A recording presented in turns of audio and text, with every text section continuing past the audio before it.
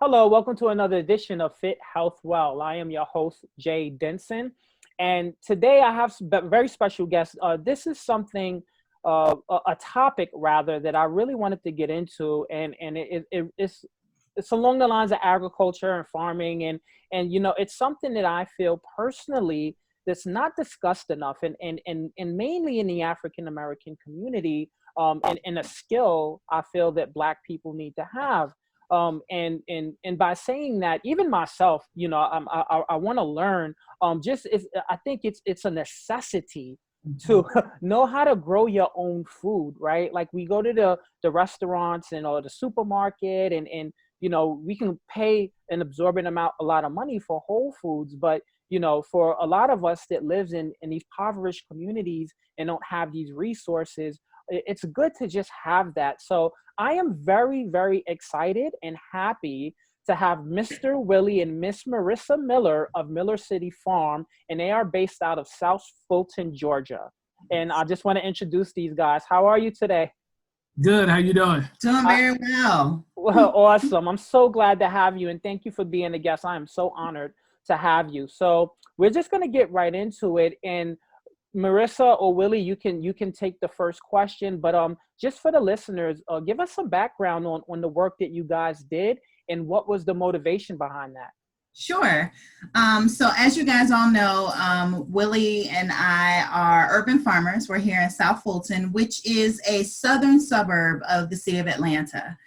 And so we are in the South Metro area of Atlanta, and we moved to that area specifically to pursue a passion project, which was a super righteous backyard garden. But what happened in the neighborhood we lived in is that everybody would come by and, of course, visit. We had a really nice neighborhood, but they were always like, hey, are you selling those extra tomatoes? Or, oh my gosh, your basil looks amazing, and I'm doing pasta tonight. Or, do you mind if the kids come help you pick some of these blackberries you've got growing? And so we knew that there was an interest in the idea of community, like localized community urban growing. Unfortunately, we didn't have enough room in just our small little subdivision backyards. So we moved to South Fulton specifically to carve out a micro farm footprint. So our farm is on a 4-acre micro farm. It is located about 12 miles from Hartsfield-Jackson Atlanta Airport, right? And it is also located about 15 minutes from right in the heart of the city of Atlanta. So when you think about urban farming, this is mythbuster number one. Urban farms are not always way hours out, and there's hills and cows and chickens and it's far away. You'd be surprised to know that there are probably quite a few urban farmers that are within a 10-mile radius from your front door. And so my husband is engineer turned farmer. So you can imagine the intricacy of our farm. But it's really been beautiful because he's been able to import his technical background and really being able to master soil conditioning and the climate and the environment, as well as looking at what naturally grows in this part of the South. Like what could thrive really well here. As opposed to growing very exotic things that are foreign and then they don't do so well and it costs a whole lot of money to try to grow pomegranates, right? As an example. It's just not native here. But muscadine grapes, as an example, are. So he's really kind of the brains behind the operations. I do a lot more with the community outreach piece, which I'm sure we'll get to in a little bit. We've got a really cool project going on, but I'm going to pitch it to him and let him talk to you maybe a little bit about the farm and kind of how that part of it works, the growing part of it. That's amazing.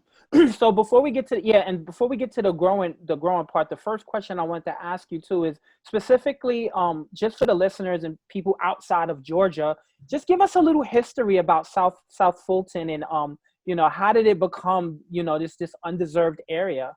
Mm-hmm. Well, that's a good question. And I think my wife, she does, as she said earlier, a lot of the community outreach. So she would be the one that would probably be best versed to answer that question. Okay. Again, we specifically looked for this area and identified it. We went and looked at 5 separate counties. Mm-hmm. And we settled on Fulton County and specifically the city of South Fulton because of some of the wellness reports that are the United Way about it being a very underserved area. So they have a score from 1 to 100.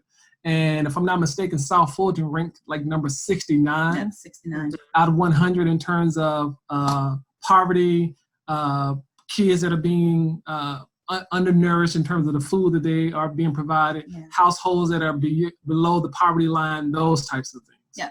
So I'll just quickly give you, and again, I'm not in politics, but I'm a little bit of a nerd. So I did a little research before we moved here, because we knew that once we moved into wherever we were going to put our roots down, like literally and figuratively, that we were going to be there as a part of the fabric of that community for some years. And so when we moved to South Fulton, it was still unincorporated Fulton County. So what that meant was it had not yet become its own cityhood. And so all of what was happening in this footprint prior to 2017 was the responsibility of the county. And so the county, when you are in an unincorporated area, everything about economic development, the way the roads are cut, how the schools are placed, industries that may or may not be able to come in, is all deferred to the county, because there is no mayor, there is no city government to make those decisions for that area.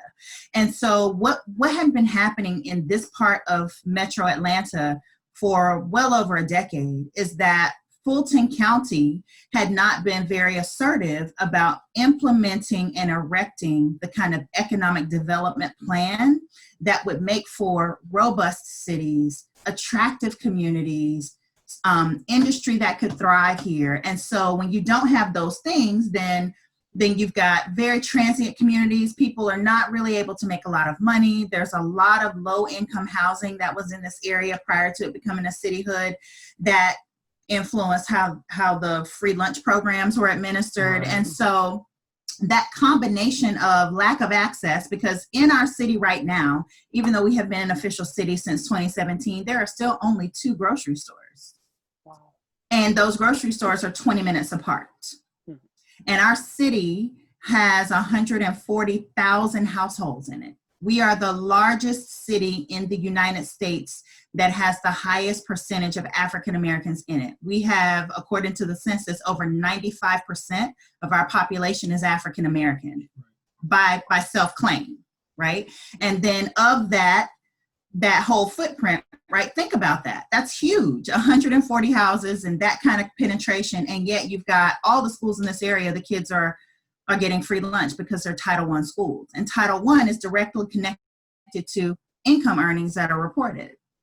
So when you look at this kind of layering of this cake, it reflects that there were a lot of things that were left underdone or either not done at all for the benefit of creating access to food that would then in turn create food security, that would then help to combat malnutrition and undernutrition, that could also create a revenue stream. And so one of the things that excited us about this area is that there was a lot of enthusiasm around, if we could just own our own cityhood and create our own government, then we could create the economic development plans. And we could give, fuel to these farms that are already here to let them know agribusiness is important because we do want to address these issues. So that's really what drew us here.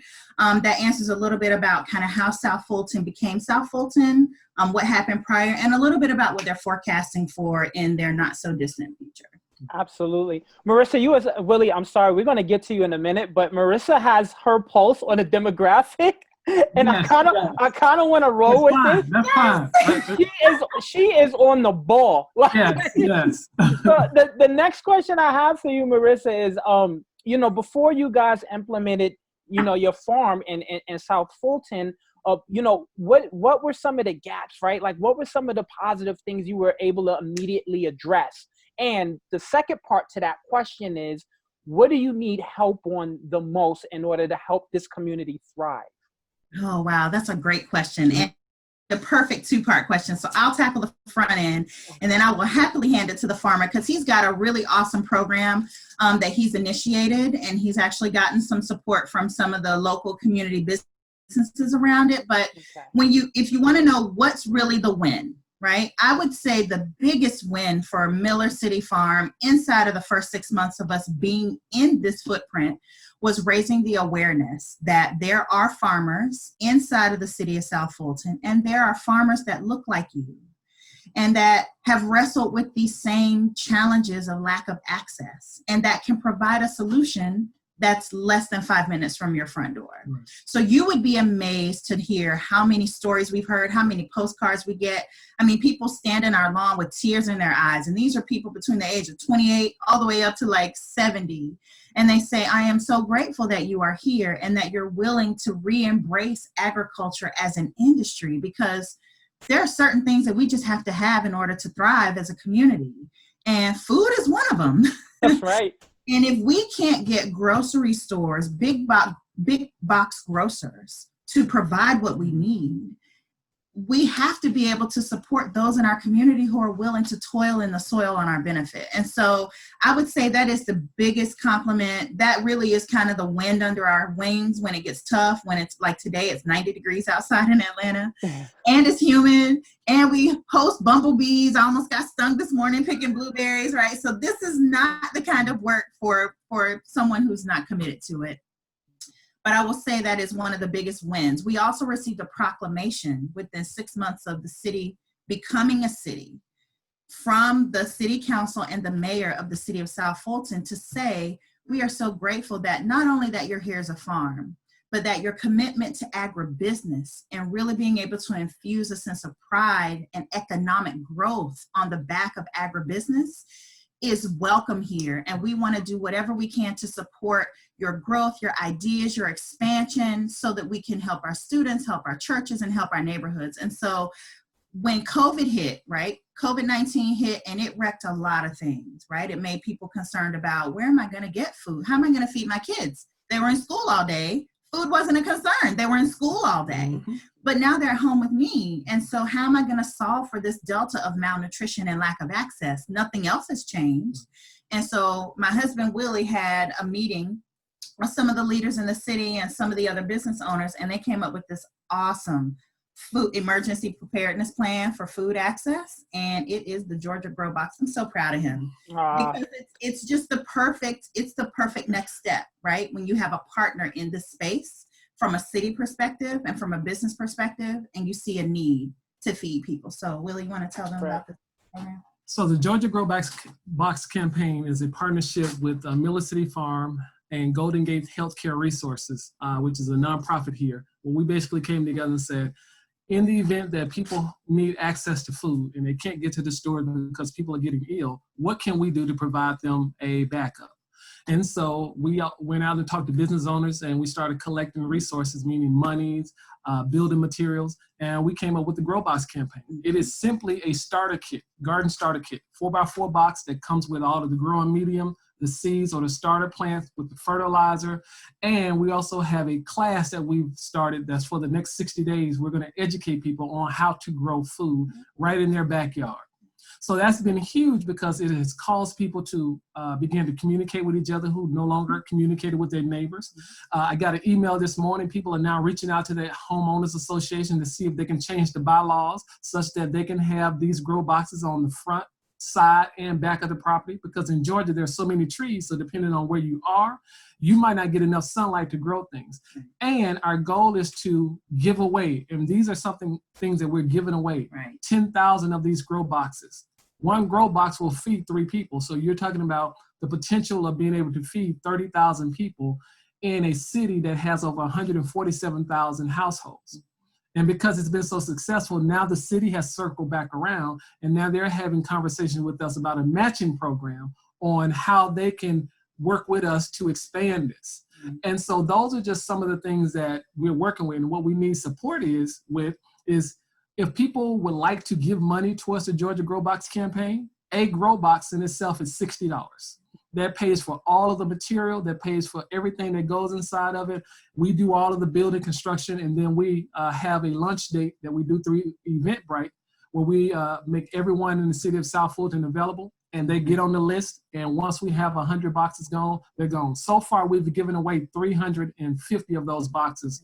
And we have a new Grow Box campaign that's going to take place in July, where we're looking at giving away another 200 boxes. So those are just some of the things. Again, our website, millercityfarm.com. People can go and visit the site. If they would like to give, we have a give program where they can give to the grow box, or if you would like to donate directly to the farm, because of what we're doing here with giving food to individuals here in the city of South Fulton that may not have access to fresh produce. So those are just some of the things that we're doing and that we need assistance on. And there's a lot more, but those are just at the top of mind. Oh, definitely. We'll get into some more towards the end of the interview. So Willie, my next question, and I would definitely be one of these people. I come to you and I'm like, man, Willie, listen, I got a backyard. I never grew anything in my life. Where do I start? With just a few small tips on how someone can get started, just putting some stuff in their backyard. Real good question. So the very first thing that I would start with is you must identify where your sun rises and where your sun sets. Because anything you grow will need access to sun. At the very least, if you're growing leafy green vegetables, they're gonna need a minimum of 4 hours. If you're growing things like tomatoes, peppers, cucumbers that need more hours, which up to 6 hours, you're gonna need to get them direct sunlight. Many backyards are shaded. So you're gonna need to identify first where on my property gets the most consistent sunlight. Once you do that, the next thing you're going to want to do is identify is this land barren or does it have grass there? Because if it has grass, the two things that cause people to not grow or start growing and stopping, one would be grass, two would be watering. So if you can find out how to get rid of the grass so you don't spend all your time coming home from work and weeding, and you can find out a way to automate your watering where if you forget, you go out of town, it's like having a puppy. When you have a dog and you go out of town, you got to figure out where your dog is going to go while you're out of town. Well, when you have a garden area, when you're out of town, you have to figure out how am I going to water it? Because if I'm gone for 3 days and it's 85, 90, 95 degrees, when I come back, they're through. So all your labor is in vain. Yeah. So those are the things that I would start with is first identifying the sunny spot on my property. Next, seeing if there's a lot of weeds. If they are, what I need to do is cut them and then layer something across them, some tarp or something to kill the weeds. And then a grow box, which is simply just a 4x4 box, 2x6 wood that you can get from any big box store. Cut it in half. Most of them are 8 feet long, and you now have a box. Put that together. Put your medium inside of that, and just start growing from there. Thankfully, on Miller City Farm, on our Facebook page, we have a lot of that information out there on how you get started with growing in your backyard, as well as troubleshooting some of the initial issues that you may have getting started growing. Yeah. That's amazing. And just for people who don't know with the grow box, what does the grow box consist of? And anyone that wants to be a recipient of it, what do you put inside of it? So the Georgia Grow Box is simply 4 cuts of wood. We take 2x6s. That's the side, the length and the width of the wood. We cut it in half and we have 4 slats. Put those 4 slats together. We screw those together to make a complete square.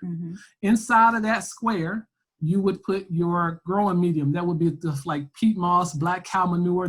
That's all the stuff that your plants are going to grow in. So it doesn't have a wire mesh bottom. No. So it would be like kind of like a cookie cutter, right? So you can put it down. You could lift it up if you were like the Incredible Hulk and you were strong enough and arms were wide enough. But it's really a raised bed. Like you've heard people say raised bed gardens. Yeah. So essentially this is a raised bed that is specifically designed for easy manageability. So I didn't mean to interrupt. That's fine. Yeah, no. The very bottom of that, you would just simply put a tarp down again to what? Keep the weeds at bay. You would put that 4x4 box on top of that. And then you put everything that your plants would need to grow, which would be your peat moss, your growing material, your fertilizer, is inside of that. That's all your soil. And then you would drop your seeds in or your starter plants. And those are all the things that come in your kit. You get all of that when you come and pick it up during the Grow Box campaign. So literally you go home. Only thing you would have to do is identify that spot that I mentioned earlier that gets the most sun, drop that down, put all the material in it, put the seeds in it based on the instructions that we give you, and then just maintain watering and troubleshooting, pulling off any bugs or any pests that may be there going forward. That's it. Willie, thank you. That was very useful information, because any listeners that are listening to this, or when they see this interview on our YouTube channel, that they want to purchase one of these or grow boxes or receive it, it's good to know what's inside of it. And you definitely gave a really good explanation on how to maintain it. When I checked the website, and Marisa or Melissa, either one can answer this as well. You guys mentioned food security. Can you just go into that, dive into it? What do you mean by that? How is it implemented, and how do you maintain it? Mm-hmm. So food security for us is very simple. If you have access to food within a mile radius of your house, you now are food secure. So the challenge that most of us are having is when we're looking at these definitions like food deserts and things, we're thinking about miles and miles away. Well, if you're in an area where you don't have access to transportation, you don't have a car your own, there's no transport that's coming back and forth. Now, how do you get access to food? So you must have food close enough where at the very least you could either walk or ride a bike to get to it. So food security would mean that you have access to either a grocery store or some form of farm next to you within a mile radius. Mm-hmm. On top of that, now what really makes food security is that when you have food that is highly nutritious. See, we're in a world right now where people are eating food for the benefit of fuel. Well, if you don't have the right type of fuel in your body, you don't have long-term benefits. And so food security has to also deal with not just access to food, but also access to high quality food. Yeah. And so that's what food security is. And those definitions now are being created by the USDA and by many of the different organizations that deal with food and Department of Agriculture, right, and around like food that. And how food is defined. So we define food security as you having access to highly nutritious food within a mile radius of your home. And as Marisa mentioned earlier today, within our city of South Fulton, which has over 140 something thousand households, we have 2 grocery stores, and they're literally on the opposite end of the city. Yeah. So if you live within one part of the city, you might have access to it, but if you're on the other side or in the middle, you do not. Yeah. Mm-hmm. Definitely. And then the food security, it kind of ties into my next question. I think you partially answered it as well. So, we spoke of just having the box, the seed box, and put it in the back, in your backyard and planting that. But I noticed and I'm a city boy. I grew up in New York City, so I never really had any opportunity to plant. But now, living where I live now, I have that opportunity. But what I've noticed through the years, and even just growing up, that there's just been a lack of interest within our community in farming. Either one of you can answer this question. How can we raise that interest of farming? And can you guys speak to why that's important? I think that's such a perfect question, because if you think about it, we've all heard about STEM programs in school, right? And the STEM programs are focused on IT, or they focus on robotics and all these, very fancy things. But robotics, that is fancy. That's nice to have, right? How is the robotics being applied?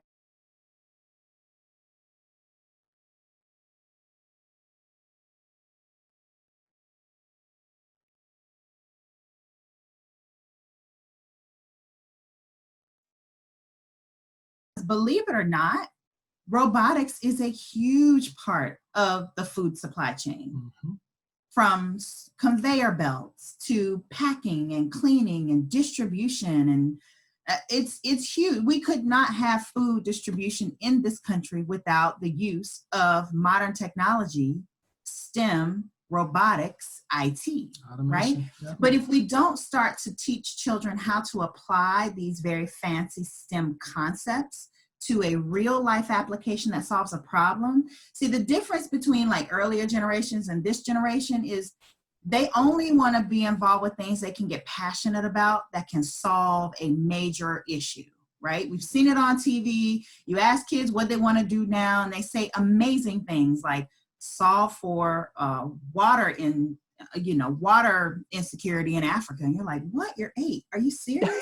They're so, because of the internet and the World Wide Web, the world is so small to them that these major impact issues like food insecurity is very palpable to them. And they're trying to figure out, well, why haven't y'all figured out how to fix this? Mm-hmm. So we have created a curriculum that is based on our farming method and model to teach children how to fall in love with agriculture and how to look at producing food in the STEM structure so that they can see careers for themselves. And maybe you're not going to be a farmer, but you know what? We need economic development and we need city planners who can look at a cityhood footprint and say, 20% of our city needs to be reserved for green space because it's good for the ozone layer, and we can do community gardens, which is good for camaraderie, and it creates a food source. So it has been wonderful to be able to talk to the schools about this. And then Willie has, fortunately, he's not cloned. I'm grateful for that. Unfortunately, I'm sure he wishes he could like clone himself into 4 or 5, because the program that we have has been so successful that even counties on the opposite side of Metro Atlanta are calling on Miller City Farm to say, can you come on career day or something and help inspire our kids? So you want to talk about like the soil fun, but he does the fun part. Yeah, I don't get to do the fun part. Like, kids love to play in the dirt. They do. Put on boots and, talk about poop. Like, that's fun for kids. No? Yeah, please speak to the soil part, because I always feel like too, like there's always going to be a problem. It's like you were very descriptive, and I'm so thankful for that, because I would have never thought, oh, okay, this is the perfect spot where the sun's going to rise in terms of that, right? And then, but I think when we starting out, when growing things, right, or even farming, we don't pay attention to soil, right? And that's important. If you could please, inform us and enlighten us. Well, real quick. So STEM, science, technology, engineering, and math. Agriculture is one of the few disciplines that actually speaks to every aspect of STEM. So the science portion of it, of course, you're looking at the biology, when you're looking at the microbes in the soil, how everything talks together. Real quick. So most of us have watched movies like Avatar, right? Mm-hmm. We remember there was a scene in Avatar when they locked arms and they were the tree, and then they were chanting going side to side that the ground lit up and all of the roots were illuminated and they were talking to the tree. Well, here's what that looks like in our world. I can go out in your backyard, do a soil test, and find out all the different elements that are in your soil. I can identify a spot, and I can put down a toxin in the far corner of your soil, far corner right side of your property. Come back out to that property in 45 days on the other side where a tree is, and now that toxin, which was on the far left side, has now been transmitted all the way over to the far right side of the property. How is that possible? It's possible because underneath the soil, there is a network. If you've ever dug into soil, once you get past where the roots are, you see this kind of white, look like network spiderweb stuff, that mycelium. That is the communication. That is how the creator set it up, such that when you put nutrients in the soil, that the nutrients communicate to that web. And that web is what passes the nutrients on to the roots of the plants. Yeah. When you put proteins or whatever into the soil, they don't go directly to the plant. They go to this network, and that network then passes it forward. Yeah. So now when you hear these concepts called no-till, why are they saying no-till? Well, if you till, you're breaking up that web that communicates. And so that is how the universe heals itself. And when we go out and we destroy that, now we can't heal ourselves. So that's the science portion of it. The technology portion. Now, farmers are no longer the farmers in the Dale.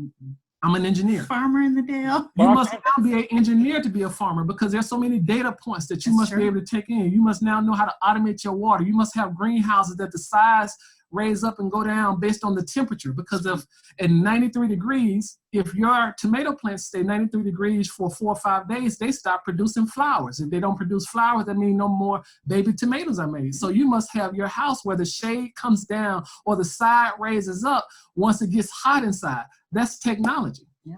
The engineering portion of it is how everything is structured. If you live in a windy area, when the wind comes in from the north, are you facing where it's going to hit the side of your building, which means it could take it away, or is it going to be able to just flow right through the middle? That's the engineering portion.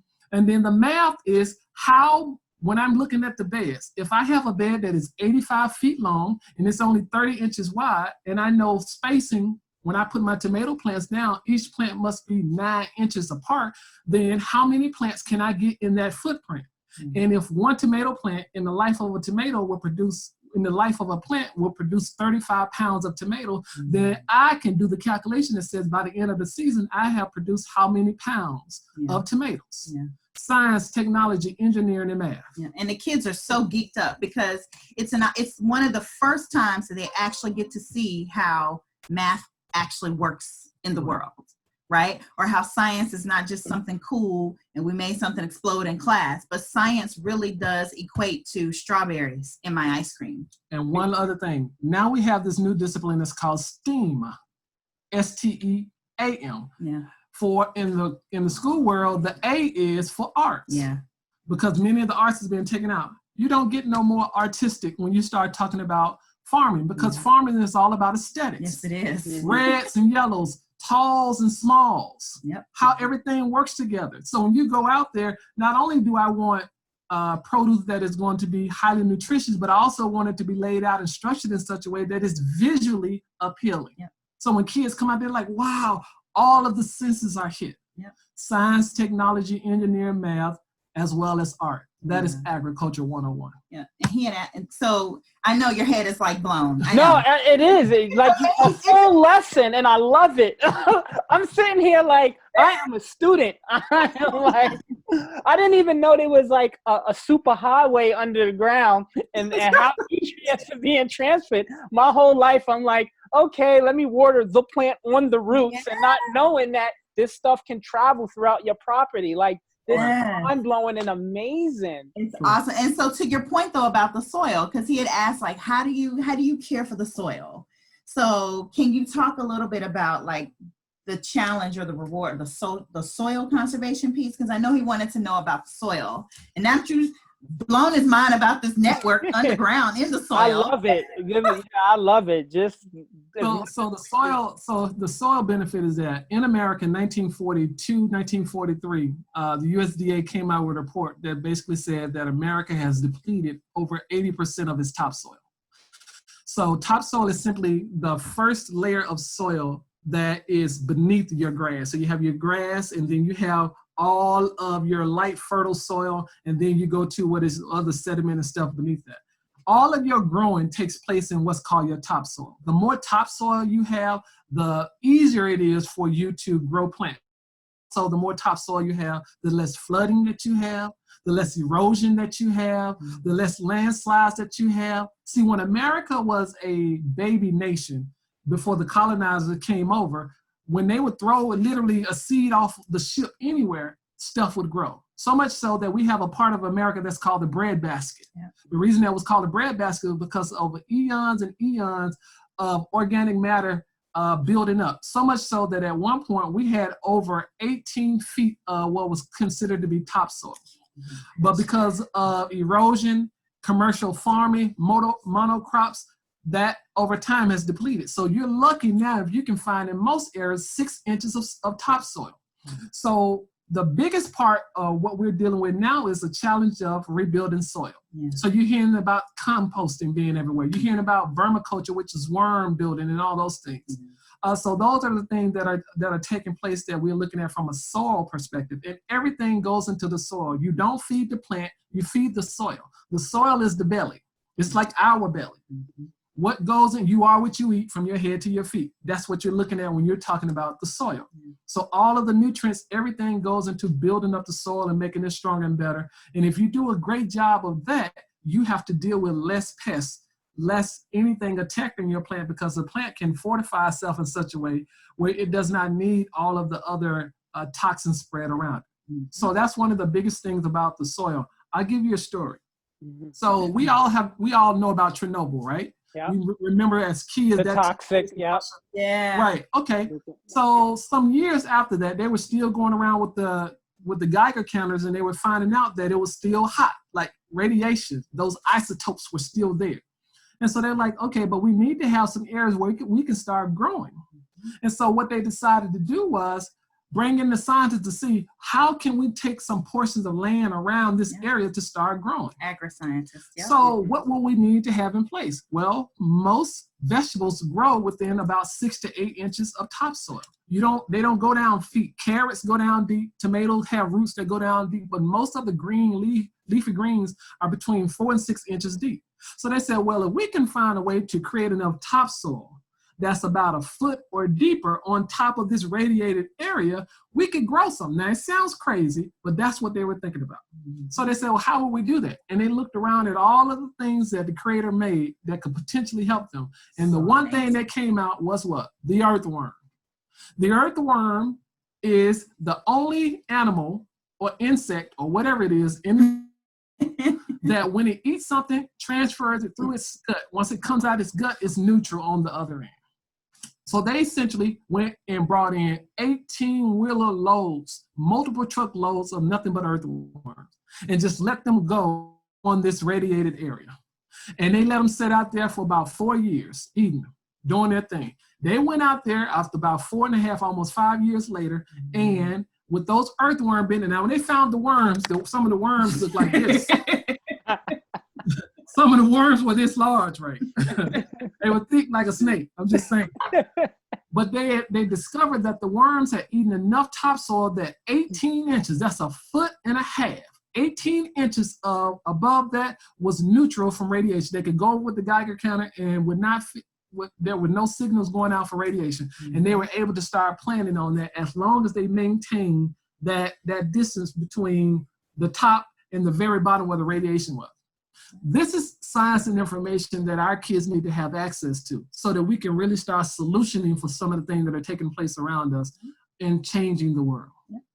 That's amazing. Like, oh, this is, I love the information that you are providing me with. Like, listeners and the people is listening to the podcast, and you probably can't see my face as he explains it to me, but like, you know, we have learned, like, this is the takeaways, like, you know, you feed the soil, right? Like the belly, like you, in my whole life, I'm feeding roots. Like I'm doing it all wrong. And earthworms, right? Being a neutralizer for toxicity, right? Like it's amazing to hear these things. And this is valuable. Like this is stuff like, you know, you don't, unless you actively look for this information, right. It's not taught in school. So, right. You know, thank you for that. I have 2 questions. One's going to be for you, Willie, and one's going to be for you, Marisa. The last portion of the agriculture part I want to ask you, okay. Willie, is, you know, everyone's going to deal with this, and especially with novice growers like myself or anyone else that's going to begin on this journey. I know you said about the topsoil is a great way to counter pesticides, but like what are some other tips? Because we're going to have to just deal with it, right? In terms of whether it's insects or you know, if you have animals, or, you know, foxes or whatever else may take yourself. What measures can we do to prevent that? And then Marisa, your question, the question I have for you is, I want to know the response from the youth in South Fulton on this program and how that's been working out. Okay. All right, so I'm going to give you, I'm originally from Mississippi, a little town called Tunica, Mississippi. And so we have agriculture all around us. My grandmother had what was called a Liberty Garden before people knew what a Liberty Garden was. I mean, it's stylish now to talk about it, but I grew up with that. Can you define that real quick, a Liberty Garden? So a Liberty Garden was what, when people were growing for themselves after World War I, after the Great Depression, essentially.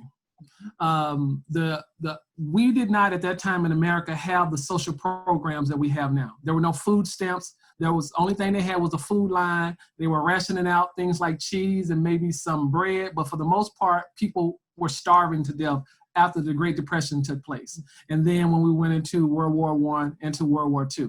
And so what many of the Black people started doing all throughout the South, because they were already involved in agriculture, they started growing things in their backyard. They were basically expanding what they were growing. And they became what's known as Liberty Gardens because they started feeding other people in the community who did not have access to food or did not know didn't have the technical know-how to grow food.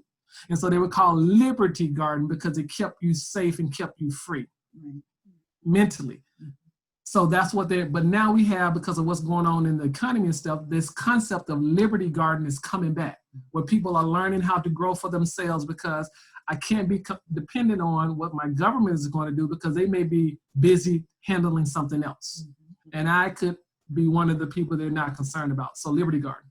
So that's what I grew up around in terms of people growing food and things. So some of the concepts and things that I might share with you may sound like kind of outlandish, but I've seen these things walked out.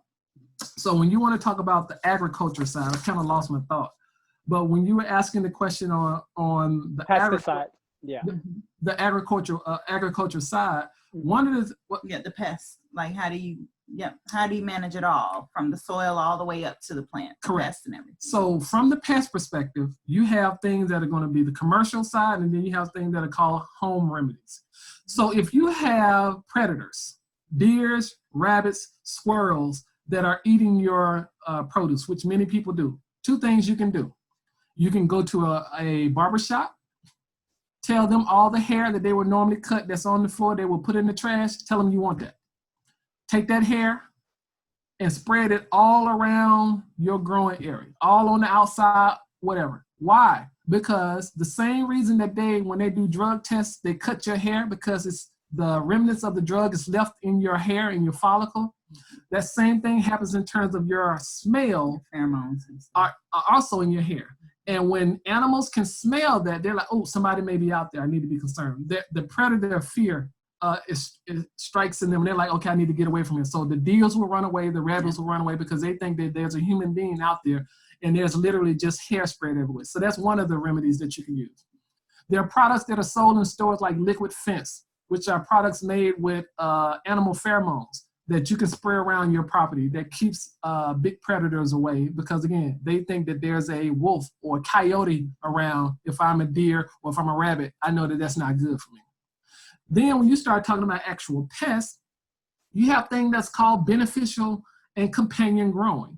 The same way that Marisa and I are companions because we complement each other, well, tomatoes have things that grow with them that also complement them. So you plant things like oregano and basil with your tomatoes. Why? Because it helps with the flavor of tomatoes. It also brings in beneficial insects, things like your bees and your wasps that will help pollinate, and butterflies, which means that your production goes up. Yeah. But then the other thing that you have to look at is that there are some insects that you can purchase through companies that will attack some of your pests. So you have some pests called aphids. What they do is they suck the life out of your plant. They just like the moisture. Like a straw. Like literally they suck out all the liquid from your plants like a straw. I mean, you go out there, they got a pillow behind their head, and they're just sucking away.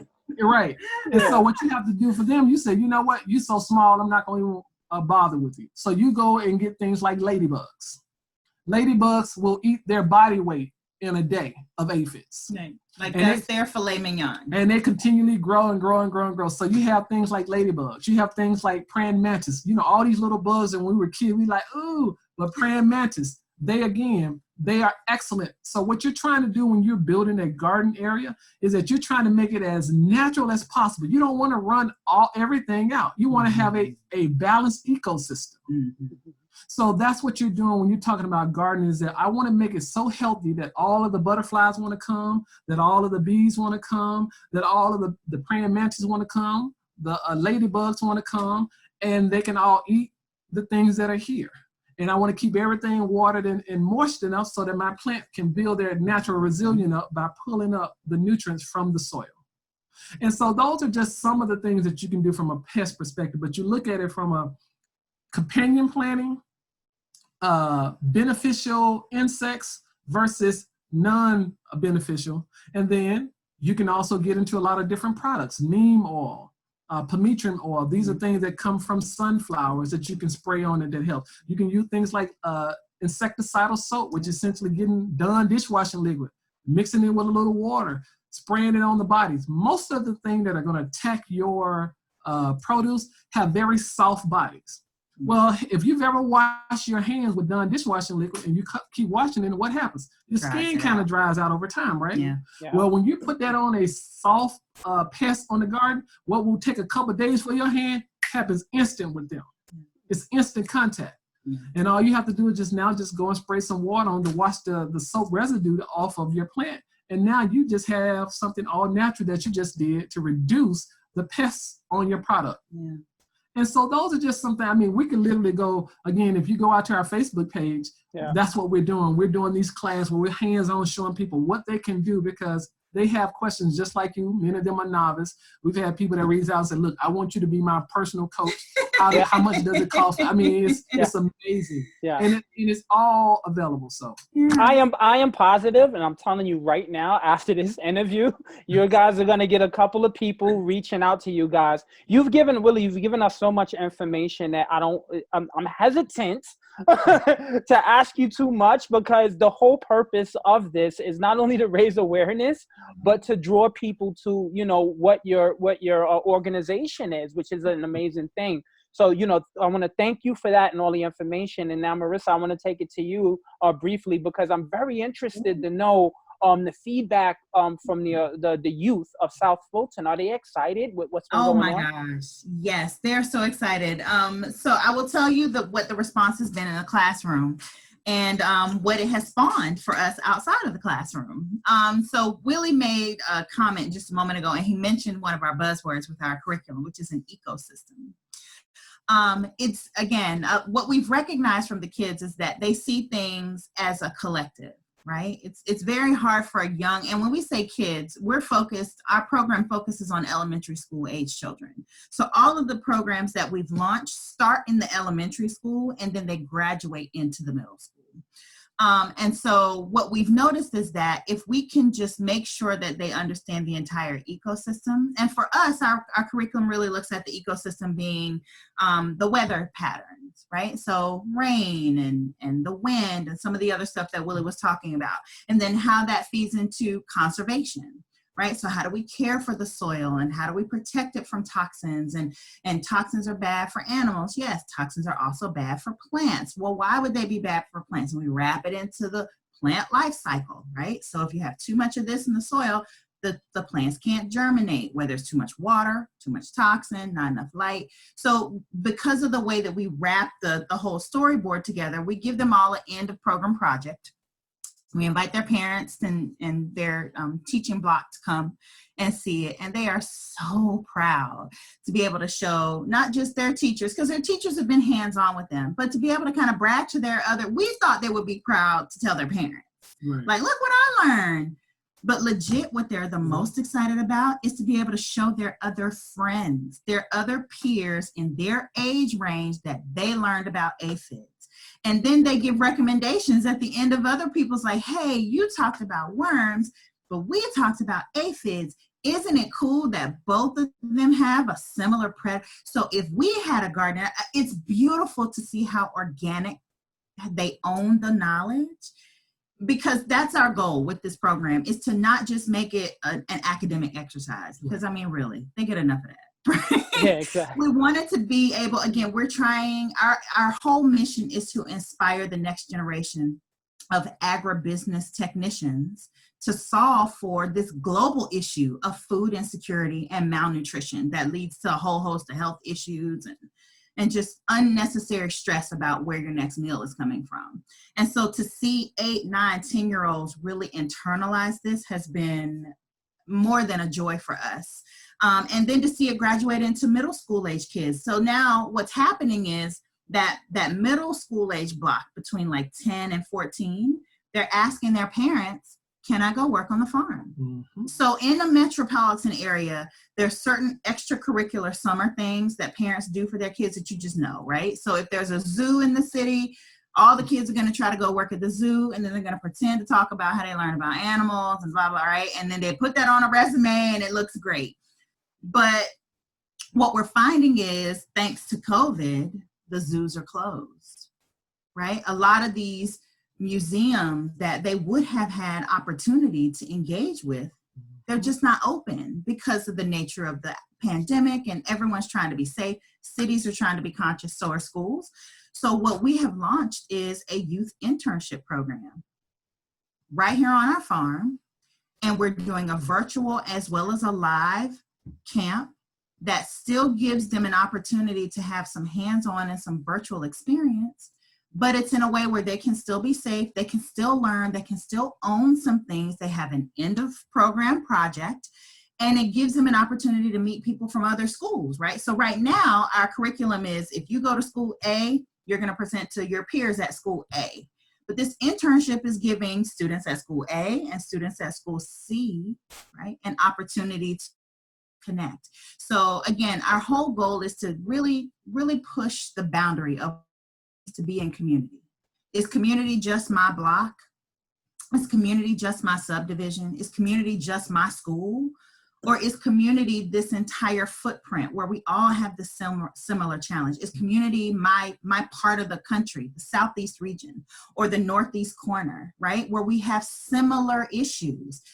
Is it just the United States, or is this something that's happening in South America too? So our whole goal is to just open that question so that when they leave Miller City Farm, and hopefully when they leave school and they go out in their arrows and they do wonderful things, we've planted some seeds in terms of how do you really and truly reach across an aisle? How do you really talk about one thing that we all have in common for the purpose of solving it, which is we all, everywhere we live, need food. So we are overjoyed about this program. We love kids, right? So this was supposed to be the side gig, right? Like, this was just, let's give our friends kids something to do. And it has really blossomed into a very well received and a very rewarding program for our farm, I think. And I think that's something, honestly, that's really amazing and impactful.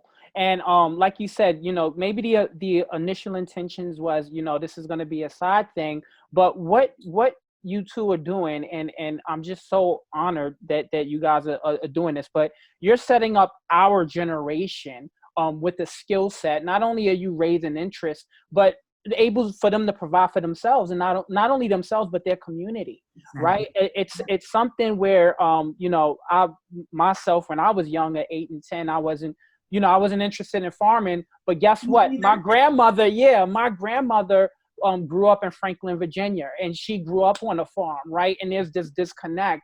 And I don't know if you guys realize this, but you are reconnecting the dots with this generation to their great grandparents. And I think it's much needed. And I really, really thank you guys for that. Listeners, you know, as you listen to this, man, like I've sat here and I've heard this man school me and school you guys on stuff I never knew, like barbershop hair to deter wild animals, right? Like he also discussed, like, you know, you feed the soil and there's this network under it and earthworms. Honestly, this is stuff that you should pay for. So, you know, with you guys listening to this program right now, a donation is something that these guys deserve, and I want to help them as much as I can with that. So with that being said, Marisa and Willie, anything that we left out on the first portion as when I interviewed you guys, what do you guys need help in, right? And the most, and then also I want you guys to share your socials and how can people get in contact with you. Well, what we need help in and the most is that we need, as the song said, money, money, money, money, money. Now, let me tell you why we need the money. So, Marisa, I mentioned earlier about the conversation that we had with around when COVID took place. Our business exploded with COVID. So we're one of the people that we don't complain about nothing that COVID did. I don't know what it did to other people, but I know that our subscriptions, we have subscriptions that sold out, and we have subscriptions that we're constantly having to add to because more and more people are becoming concerned and they want access to it. Yeah. But here's what challenge that created. So now with COVID, many of the grocery stores are going to start considering a fulfillment model, which means that many of them are going to close down and they're going to start taking in orders like Amazon and start delivering. Yeah. So if you're in a position where you know you don't have credit cards and how are you gonna order those things? Right. That's something that people are having to think about right now. Every farm now has to have a delivery model, which means that if you have a delivery model, you can start out putting things in your personal vehicle. You can start out putting things in the back of your truck. But if you want to show up and you want that lettuce to still look crisp and not like it's tired, to look like this. Yeah, you have refrigerated trucks. Yeah. So what we're in the process right now is that we're identifying 2 trucks that we would like to be able to purchase so that we can continue to deliver all over the city of South Fulton and into Atlanta. Our goal is to have a 20-mile radius delivery. And within that radius, that takes us all into downtown Atlanta. Well, those trucks are $25,000 a piece. And to have one truck that is outfitted, that has the refrigeration and everything in it. So if you want to give, you can actually give to our Cash App, which is Miller, M-I-L-L-E-R, City, C-I-T-Y, Farm, F-A-R-M, the little $, and you can give as much as you can afford to give. We're not going to stop you. We're not going to tell you that $5 is not good. $5 is good. $500 is better. $5,000 we will do cartwheels for. So that's what you can think about in terms of the give part where we need help. The next thing that we need help is that with these Georgia Grow Box campaigns, the donations that you make will allow us to help feed other people within the city of South Fulton. And what we're hoping is that with us doing a great job of doing this, other cities will begin to pick up this initiative. So you simply say if $60 provides the material for 1 box, which is for 3 people, how many people do you want to feed? If you want to feed 6 people, then that's $120 that you would give to that same Cash App site where you would go out there. We're currently having some tweaks done to our website because things was bursting at the seams, y'all. Yes. Yeah. So within about 2 weeks, we will have a completely different site. Our site, our developer persons out there working on the back office, getting everything around, changing. The city wants us to change some stuff on the site so that they can actually have a place to give. Individuals want to have a place to give on the site. So please, when you go out to our site, millercityfarm.com, don't say there's no way to give. I just gave you the site and the Cash App information where you can go and give. So that's how you can help. What I wanted to make sure. Oh, one other thing. Go for it. Oh, wait, one more thing before you jump in. Have you guys thought about a GoFundMe, putting that up as well, or are you fine with the Cash App? You know, we haven't really considered a GoFundMe. The only reason why I say that, I think that would be good, because then what I can do as well is I can share that GoFundMe link. Okay. And then when I share this on my socials, and I'm going to get a lot of people involved on this, you guys can get, it's just an additional form of a donation. Okay, great. Okay, I had not explored it. So I would love to take a peek and then follow up with you and get you that. Absolutely. And I appreciate that. Thank you. Yeah, no problem. I wanted to add this one thing. Also, for those of you who are parents who are looking at this, Marisa mentioned about the virtual aspect. We have a STEM camp that is taking place here in the city of, here on Miller City Farm starting mid-July. And what we're doing in that STEM camp is that we are erecting a new greenhouse. So for those kids who are between the ages of 13 and 18, who are interested in city planning, they're interested in agriculture, they want to go to a HBCU or land grant college, they're interested in seeing how architecture is actually done, we're going to build greenhouses from the foundation all the way up.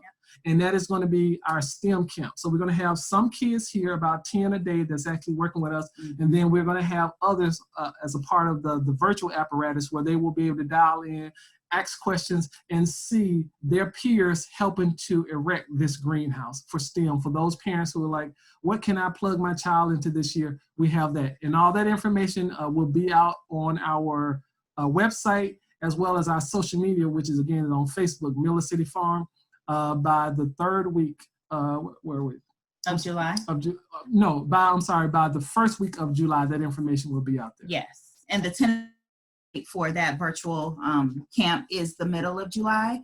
We haven't nailed down the date yet because we want to make sure that we have enough support staff for however many kids want to participate. So we don't want to cap it because of all that's going on. So originally we planned for the 13th, but we may have to push back to the 20th week just to make sure we have full capacity for the platform and all the materials. So that's the only reason we don't have the date nailed today. But as Willie mentioned, by July 1st, we'll have everything etched in stone. You'll be able to see it on the website. Correct. That sounds good. Guys, thank you so much. You know, not only did you educate not only myself, but you educated our listeners. What I feel that Miller City Farm does is it fills a void, especially within the African American community and just the Black community, regarding just, you know, agriculture and farming, right? And you don't have to, again, you don't have to go out and just say, man, I'm gonna quit my day job and just be a farmer. But but again, it's essential, even if it's something small in your backyard. You know, who doesn't want fresh herbs? Who doesn't want to have fresh veggies, right? And you know where it came from. You know that it didn't pass through 10 to 20 hands, and it didn't fall off the truck and kind of went back on, right? You know, no chemicals.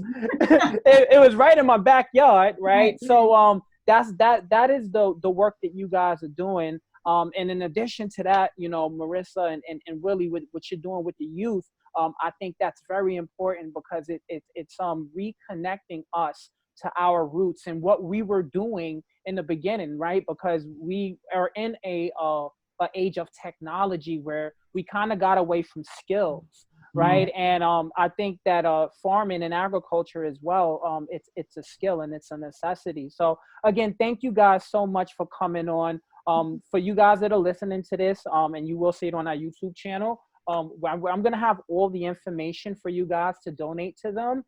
Also, you know, they are providing classes and virtual classes and things like that. So we're going to have all that information for you. So again, thank you, Marisa. Thank you, Willie, for being a guest today. And then also, you guys, I want you to make sure that you are following the show. So make sure you follow us on Instagram, Fit Health Well. That's fit.health.well. And then also our Facebook group and our Facebook page is Fit Health Well. Then you can also check out our website, fithealthwell.com. And then if you have any general questions or you'd like to be a guest on the show, you can send us an email to fithealthwell@gmail.com. Again, thank you guys. I'm so honored to have you. This was a very, very informative episode. Make sure you guys listen to it. But more importantly, I've rarely asked. I don't think I've asked since I've had this show, and we're in our second season. But I encourage you guys to please donate and help them, because what that does is not only help their communities, but Willie touched on this earlier, it inspired other communities to do the same. So please, you know, it doesn't matter the denomination, whether it's $1 or whatever you can afford. I know this, you know, we're in a time where, you know, a lot of us are struggling, but this is something that is going to help us in the long run. And it's for a really, really good cause. So again, thank you guys for coming on to the show today. And to my listeners, thank you so much. We're going to have that information for you. And I hope you guys donate and help them out. All right. I'm Jay. And until our next episode, I'll talk to you later.